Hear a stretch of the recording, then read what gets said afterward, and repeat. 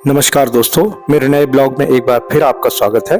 आपने महाकुंभ 2025 के कई वीडियोस देखे होंगे, लेकिन आज का वीडियो आपको बहुत ही स्पेशल होगा क्योंकि इसकी मैं आपको विस्तृत जानकारी दूंगा। तो अभी जो आपने देखा था संगम द्वार था, इस संगम पर जाने। संगम क्या है? संगम एक 3 पवित्र नदियों का मिलन है। यह प्रयागराज में है। यहाँ पर गंगा, यमुना, सरस्वती तीनों नदियां एक ही स्थान पर आकर मिलती हैं, इसलिए प्रयागराज महाकुंभ का विशेष महत्व होता है। वैसे तो कुंभ हर 4 साल में जिन जगहों पर मनाया जाता है वह है प्रयागराज, हरिद्वार, नासिक और उज्जैन। तो इस तरह से हर 4 साल में एक जगह होता है। तो ऐसे में हर एक जगह का क्रम 12 साल बाद आता है। तो 12, लेकिन यह जो महाकुंभ है ये 12 या 144, 12 144, 12 में 12 का गुणा करने पर 144 आता है। तो ऐसा ही नक्षत्रों का योग 144 साल बाद बना था और यह प्रयागराज महाकुंभ है। अभी तक के कुंभ में 1 करोड़ या 2 करोड़ लोगों की उपस्थिति दर्ज की गई थी और इसे Guinness book of world record में भी दर्ज किया गया है, क्योंकि ये करीब विश्व का सबसे बड़ा मेला माना जाता है जिसमें कि सबसे ज्यादा गैदरिंग होती है। लेकिन इस बार के 2025 प्रयागराज महाकुंभ ने विश्व के सारे रिकॉर्ड ब्रेक कर दिए, क्योंकि इसमें 63 करोड़ से ज्यादा लोग एकत्रित हुए हैं और इसमें सुचारू व्यवस्था थी, बहुत प्रॉपरली अरेंजमेंट था गवर्नमेंट का, तो ताकि लोग कंफर्टेबल रहें और यहाँ पर संगम में स्नान कर सकें और पुण्य लाभ कमा सकें। अब एक बात और आती है कि यह कुंभ क्यों मनाया जाता है। प्राचीन काल से यह कुंभ मेले का आयोजन किया जाता है और यह इन 4 स्थानों पर किया जाता है: प्रयागराज, हरिद्वार, उज्जैन, नासिक। तो क्या हुआ था जब समुद्र मंथन किया गया था, तो समुद्र मंथन के समय एक तरफ देवता थे और दूसरी तरफ दानव थे। तो जब मंथन किया गया तो उसमें से समुद्र से बहुमूल्य चीजें निकल रही थी। उसमें से एक सबसे बहुमूल्य चीज जो निकली वह था अमृत कलश। अमृत कलश में क्या होने लगा, देवताओं और दैत्यों के बीच में झगड़ा होने लगा, लड़ाई होने लगी।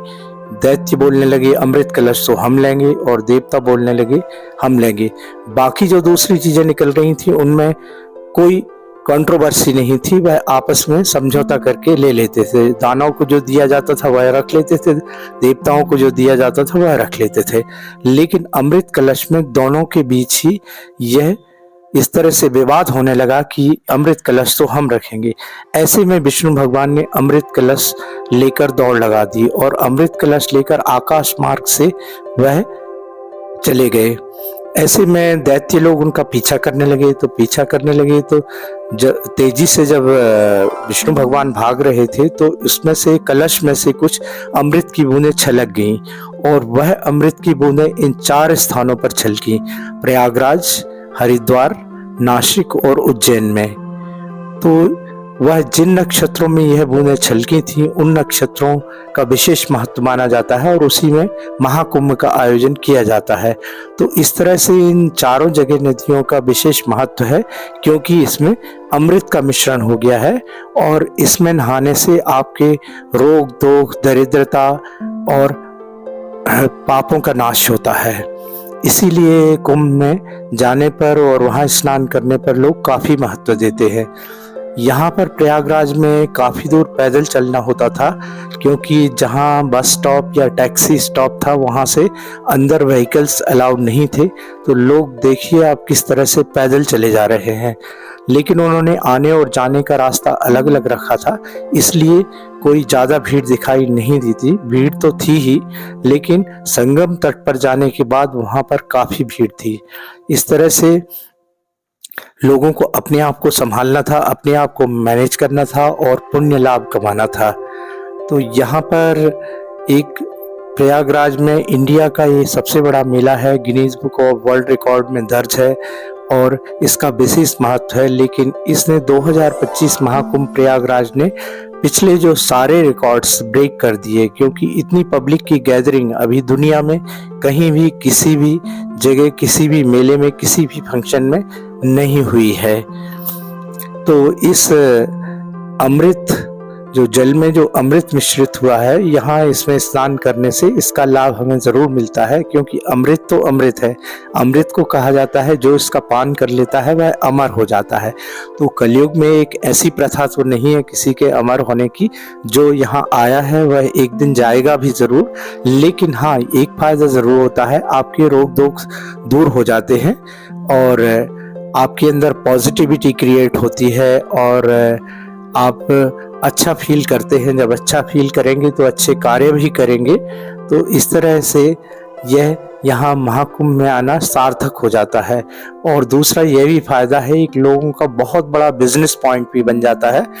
यहाँ पर लोग महाकुंभ के 1 महीने के अंदर जो कमाते हैं, बताया जाता है पूरे 12 साल तक वह आराम से बैठ के खाते हैं।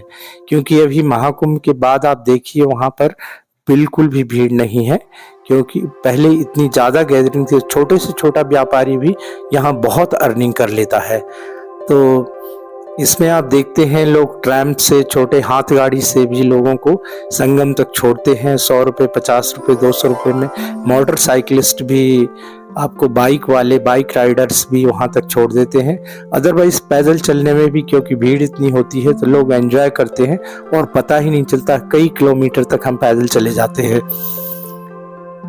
तो इस तरह मैंने महाकुंभ जाने के बाद वहाँ देखा कि बहुत ही अच्छा लगा। एक अलग ही फीलिंग थी जो आप सिर्फ घर बैठे बैठे फील नहीं कर सकते, जो कि वहाँ जाने पर होता है। फिर भी आप मैं अपनी कुछ फीलिंग्स शेयर कर रहा हूँ और यह वीडियो देखकर आप एंजॉय कर सकते हैं और आप भी महसूस कर सकते हैं कि किस तरह महाकुंभ में जाने से आपको लाभ होता। तो यह था महाकुंभ का वीडियो। आई होप आपने एंजॉय किया होगा। तो एंड में मैं यही कहूँगा, हर हर महादेव, हर हर महादेव।